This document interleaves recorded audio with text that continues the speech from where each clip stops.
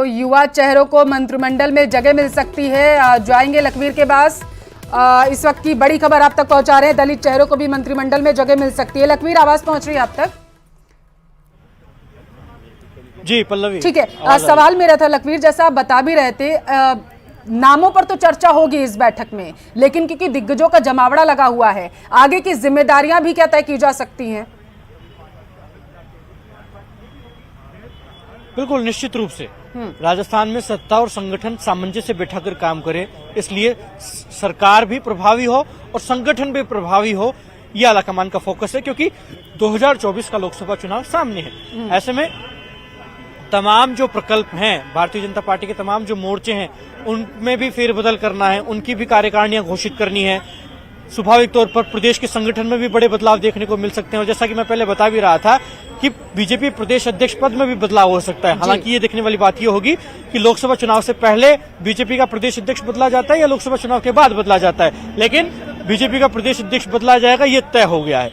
ऐसे में साफ तौर पर रणनीति इसी बात पर बन रही है अंदर बैठक में कि मंत्री परिषद में से कौन से वो चेहरे हो सकते हैं, कौन मंत्री बनने के काबिल हैं, जो कि न केवल सूबे की अशोक गहलोत सरकार जिस प्रकार से विफलताएं जो पिछले 5 साल में गिनाई, जो जब बीजेपी विपक्ष में थी, तो अशोक गहलोत सरकार की जो विफलताएं गिनाकर सरकार में आई है, चाहे वो दलित उत्पीड़न हो, चाहे वो महिला अत्याचार हो, चाहे बिगड़ती कानून व्यवस्था हो, चाहे बेरोजगारी हो, चाहे पेपर लीक हो, इन तमाम मुद्दों पर प्रभावी रूप से काम हो, इन तमाम मुद्दों पर रिजल्ट दिया जाए प्रदेश की जनता को। अगले 6 महीने 1 साल में ये इस सरकार का उद्देश्य होगा। इसी लिहाज से स्क्रूटनी भी की जाएगी मंत्री परिषद में कि ऐसे कौन से वो चेहरे हो सकते हैं, ऐसे कौन से वो मंत्री पद के लिए काबिल विधायक हो सकते हैं, जो कि उन तमाम विफलताओं पर काम करेंगे प्रभावी रूप से और रिजल्ट देने का काम करेंगे।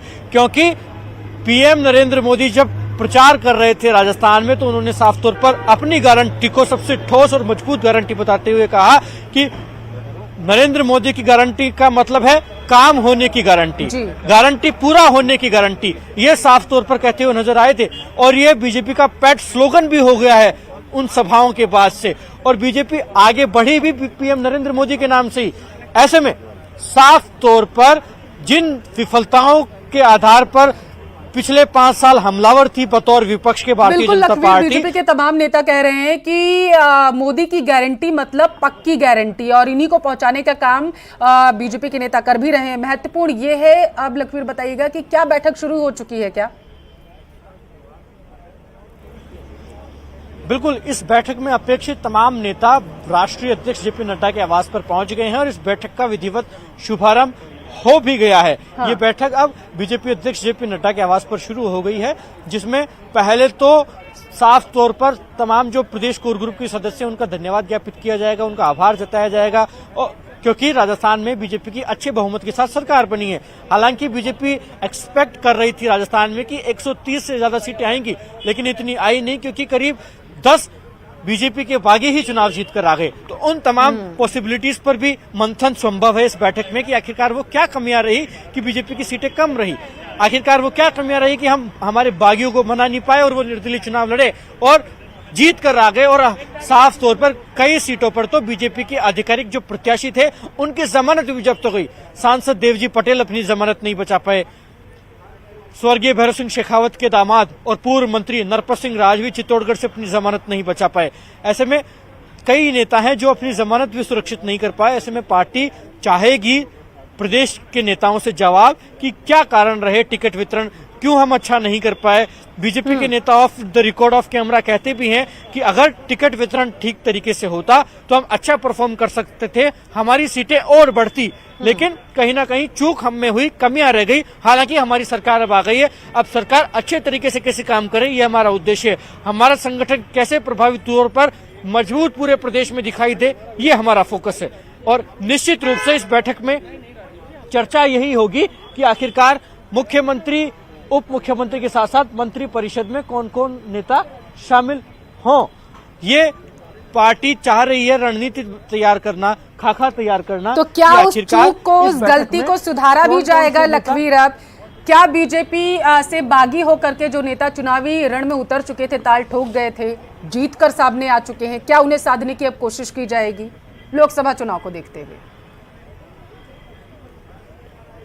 देखिए, वैसे तो बीजेपी के विधायक दल के पास पूरा बहुमत है, 115 सीटें हैं। ऐसे में विधायक, जो निर्दलीय विधायक हैं, उनसे संपर्क तो साधा गया था, लेकिन क्या उन्हें उनका समर्थन लिया जाएगा? क्योंकि राज्यसभा चुनाव भी सामने आएंगे, फिर लोकसभा चुनाव भी हैं, और ऐसे में उनका रिप्रेजेंटेशन काफी मायने रखेगा, क्योंकि तमाम लोग अच्छे मैंडेट से चुनाव जीत कर आए हैं। हालांकि पार्टी ने टिकट नहीं दिया था तो निर्दलीय चुनाव लड़े, जीत भी गए, लेकिन अब क्या वो पार्टी के साथ नजर आएंगे? क्या बीजेपी को समर्थन देंगे? हालांकि वो निर्दलीय हैं तो स्वाभाविक तौर पर निर्दलीय ही रहेंगे, लेकिन समर्थन किसी भी दल को वो दे सकते हैं।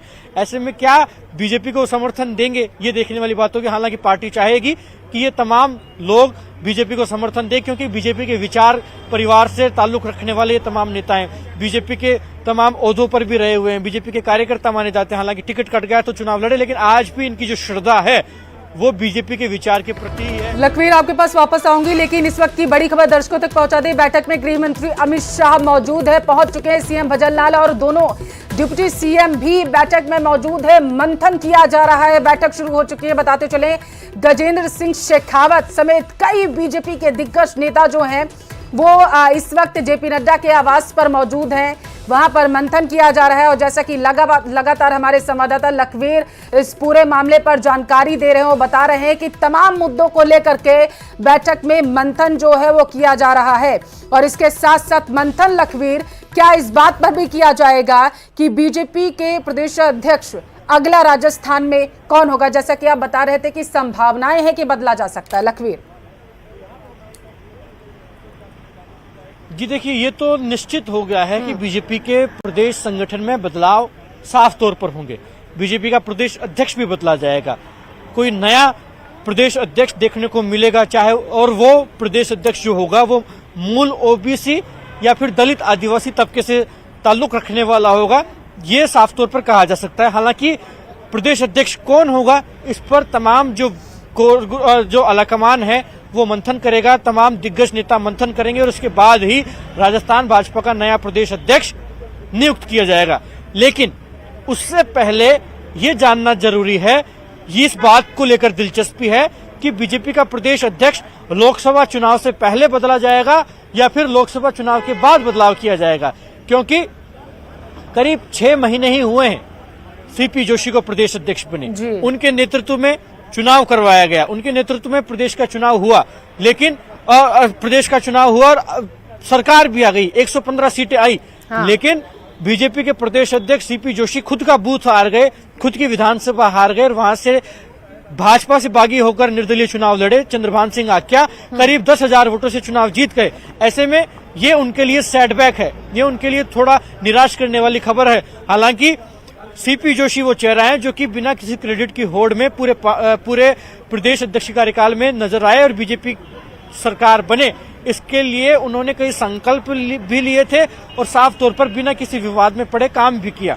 हालांकि जब भजनलाल शर्मा मुख्यमंत्री राजस्थान के हो गए हैं, ब्राह्मण तबके से आते हैं, और बीजेपी के प्रदेश अध्यक्ष सीपी जोशी जो कि खुद ब्राह्मण हैं, ऐसे में साफ तौर पर उन्हें अब इस पद से इस्तीफा देना होगा नैतिकता के आधार पर, और किसी अन्य व्यक्ति को पार्टी का आलाकमान प्रदेश अध्यक्ष पद से सुशोभित करेगा और नया प्रदेश अध्यक्ष नियुक्त जल्द किया जाएगा। हालांकि सवाल सबसे बड़ा यही है कि जब प्रदेश अध्यक्ष का बदलाव होना सुनिश्चित हो गया है, ऐसा नजर आता है, लेकिन वो प्रदेश अध्यक्ष क्या लोकसभा चुनाव से पहले बनाया जाएगा या फिर लोकसभा चुनाव के बाद बनाया जाएगा, ये सबसे बड़ा कैबिनेट विस्तार को लेकर के बैठक हो रही है। तो जरा बताइएगा कि सियासी गलियारों में क्या है।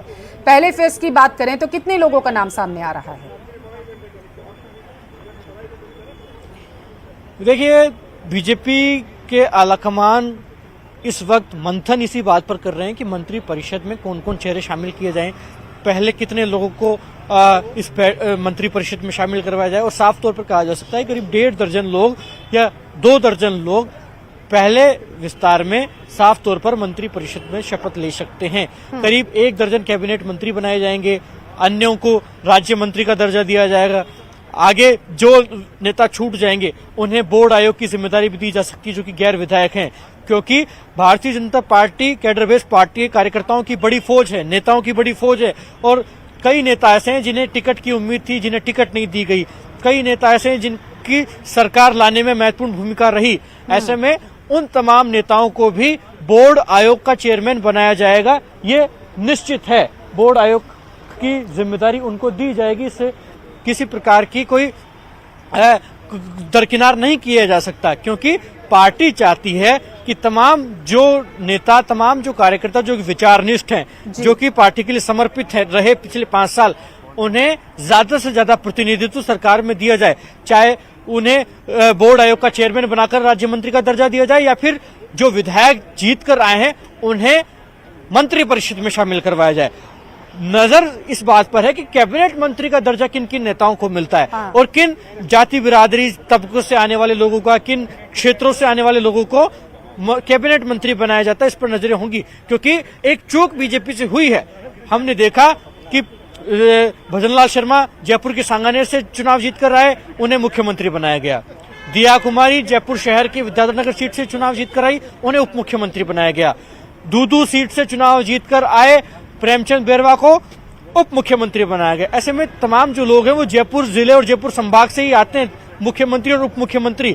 ऐसे में अन्य क्षेत्रों को, अन्य जिलों को कैसे बैलेंस किया जाए, ये प्रभावी तौर पर बीजेपी का फोकस होगा, बीजेपी के आलाकमान का फोकस होगा, क्योंकि अन्य क्षेत्रों से आने वाले विधायकों को, वरिष्ठ नेताओं को भी। लखवीर, इस बार के चुनाव में तो महत्वपूर्ण ये भी बन जाता है कि गृह विभाग को लेकर के क्या कुछ रूपरेखा देखने को मिल सकती है। लखवीर,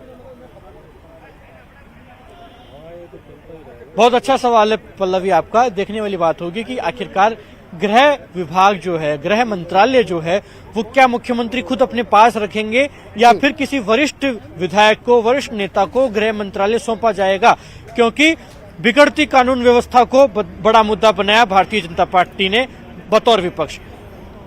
भारतीय जनता पार्टी ने मुद्दा बनाया तुष्टीकरण को, महिला अपराध को, महिला अत्याचार को, दलित उत्पीड़न को। तो इन तमाम मुद्दों पर गृह मंत्रालय बेहतर मॉनिटरिंग करे, इसलिए देखने वाली बात होगी कि नाम किन किन का सामने निकल कर आता है। लखवीर, नजर बनाए रहिएगा, क्योंकि बड़ी अपडेट दर्शकों तक पहुंचा रहे हैं, बड़ी खबर है ये। फिलहाल के लिए आपका शुक्रिया तमाम जानकारी पहुंचाने के लिए, और इसी के साथ फिलहाल के लिए इस बुलेटिन बस इतना। यहाँ वक्त है एक छोटे से ब्रेक का।